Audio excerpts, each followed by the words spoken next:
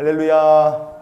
오늘도 주님의 은혜가 항상 우리의 하는 일마다 그리고 가는 곳마다 예비하시고 인도하시는 복된 하루가 될 수 있기를 원합니다. 잠언 19장 2절 말씀을 다 같이 보시겠습니다. 지식 없는 소원은 선하지 못하고 발이 급한 사람은 잘못 가느니라. 아멘. 우리말 성경을 보면 1절과 2절이 각각 별개의 교훈처럼 보입니다. 그러나 이 본문을 영어 성경이나 히브리어 성경으로 보면 2절은 1절에 이어붙은 부가된 설명, 교훈이라는 것을 우리가 볼 수 있습니다. 킹 제임스 버전 성경에 보면요, 앞부분에 영어로 also 그리고 쉼표가 딱 찍혀 있습니다. 그래서 뒤에 있는 2절 말씀이 앞에 있는 1절 말씀에 붙는 거죠. 그래서 또한 지식 없는 소원은 선하지 못하다, 이렇게 우리가 읽을 수도 있습니다. 히브리어 본문으로 보면 2절 앞부분에 히브리어로 감이라는 말이 붙어 있습니다. 이 히브리어 감이라는 것은 어디에 무엇을 더하여, 이런 뜻을 가진 말입니다. 그래서 2절 본문 말씀, 오늘 본문이 1절의 교훈에 더하여진 부가적인 설명이다. 우리가 그렇게 이해하면 됩니다. 그러면 1절 끝에 무슨 얘기를 하고 있는가? 잠언 19장 1절을 우리 다시 한번 읽어보시겠습니다. 가난하여도 성실하게 행하는 자는 입술이 패역하고 미련한 자보다 나으니라. 아멘. 가난하지만 성실하게 행하는 자는 하나님께서 복을 주십니다. 우리가 이런 믿음의 축복의 간증자가 될 수 있기를 원합니다. 여기서 우리가 포커스를 맞춰야 될 게 뭐겠습니까? 뭐가 문제냐? 가난한 것이 문제냐? 아니죠. 가난한 것보다 더 심각한 문제는 1절의 교훈은 무엇이냐? 입술이 패역한 것이 가난보다 더 큰 문제고 미련한 것이 가난보다 더 큰 문제다. 그 얘기를 하는 겁니다. 그리고 거기에 더하여 2절 말씀이 오늘 나가는 겁니다. 자, 사람이 입술이 패역하고 미련한데 거기에 더해서 영적으로 무지합니다. 그리고 영적으로 조급해요. 그렇다면 그 사람의 이 심령 상태는 더욱더 큰 문제다 하는 것을 우리가 생각할 수 있습니다. 그래서 오늘 본문 말씀을 통해서 우리가 기억해야 될 하나님의 마음은 무엇일까? 첫 번째로 영적 무지함이 성도에게 치명적이라는 것을 우리가 기억하기를 원합니다. 로마서 16장 19절 그리고 20절 말씀을 같이 보시겠습니다. 너희의 순종함이 모든 사람에게 들리는지라. 그러므로 내가 너희로 말미암아 기뻐하노니 너희가 선한데 지혜롭고 악한데 미련하기를 원하노라. 평강의 하나님께서 속히 사탄을 너희 발 아래에서 상하게 하시리라. 아멘. 성도는 악에 대해서는 미련하고 선한 일에 대해서는 지혜로워야 합니다. 이 말씀처럼 사는 우리 모두가 되기를 원합니다. 하나님께서 이런 성도들을 통해서 어떤 역사가 나타나게 하느냐? 그런 성도들을 통해서 사탄의 권세를 짓밟을 수 있도록 하나님께서 은혜를 주시고 승리를 우리에게 주실 줄 믿습니다. 이런 역사를 누리는 성도가 되어야 되겠죠. 그런데 이게 만약에 말씀과 이 성도가 반대가 되는 거예요. 그래서 악한 일에는 머리가 팽팽 들어가고 똑딱한데 이 선한 일에 있어서는 미련한 사람이 된다. 그러면 그 성도의 삶에 무슨 일이 벌어지겠습니까?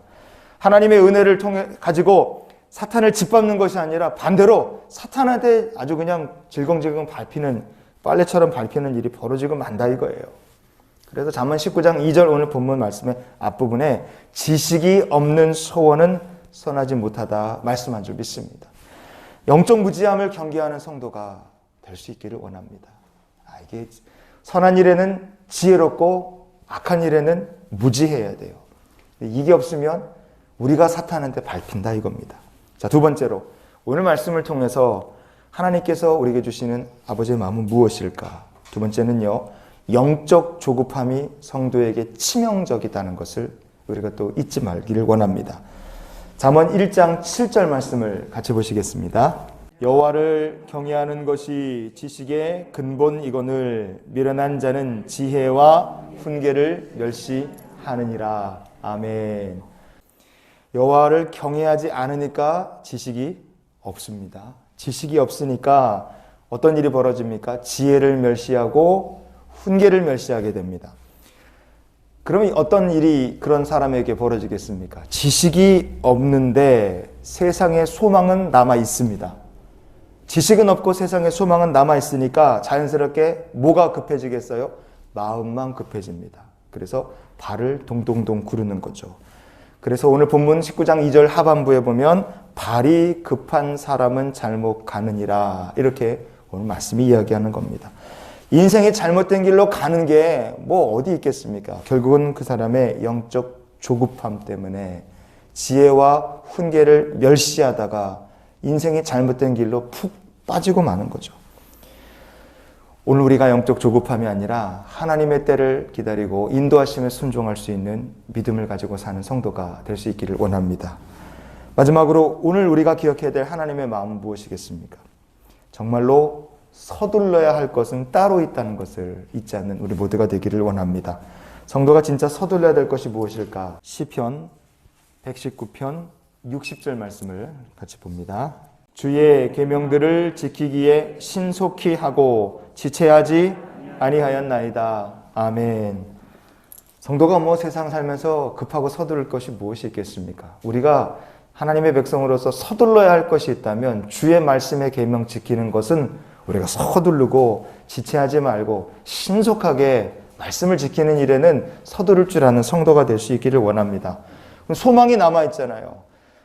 지식이 없는 사람은 소망만 남았기 때문에 세상 소망 이루어지지 않는다고 발 동동 구르며 살겠죠. 그런데 하나님의 백성은 그 남아있는 소망 어떻게 하겠습니까?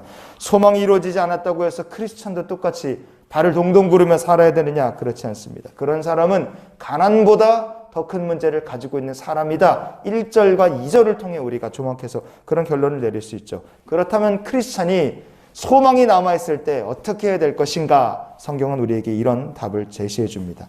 시편 42편 5절 같이 읽겠습니다. 내 영혼아, 내가 어찌하여 낙심하며 어찌하여 내 속에서 불안해하는가? 너는 하나님께 소망을 두라. 그가 나타나 도우심으로 말미암아 내가 여전히 찬송하리로다. 아멘. 성도가 세상의 소망이, 하나님께 주신 소망이 마음속에 남아 있습니다. 그러나 세상 사람처럼 발을 동동 구르며 살 것이 아니라 성도가 할 일은 하나님께 소망을 두는 일이 우리가 해야 될 일인 줄 믿습니다. 71편 14절 우리가 마지막으로 같이 보겠습니다. 시편 71편 14절. 나는 항상 소망을 품고 주를 더욱더욱 찬송하리이다. 아멘. 어제는 주님께 소망을 두기로 했는데 오늘은 마음이 흔들려서 발을 동동 구르며 세상 사람처럼 살면 안 되겠죠. 오늘도 내일도 항상 주님께 소망을 두고 살고 플러스 거기에다가 찬송을 하며 사는 성도가 될 수 있기를 원합니다. 크리스찬의 인생은 계명을 순종하는 데는 서둘러야 되지만 나머지 소망은 하나님께 두고 항상 하나님을 찬양하며 사는 삶을 우리가 살아야 될 줄 믿습니다. 그래서 오늘 이런 기도로 한날의 삶을 살았으면 좋겠어요. 하나님, 저희 안에 있는 영적인 무지함, 영적인 조급함을 오늘 주님께 맡깁니다. 주님께 소망을 두고 기도와 찬양으로 주님과 동행하며 일평생 주를 의지하는 믿음의 성도로 오늘 하루를 또한 살게 해주시옵소서. 이런 기도로 주님과 동행하는 우리 모두가 될 수 있기를 예수님의 이름으로 축원을 드립니다. 기도하시겠습니다.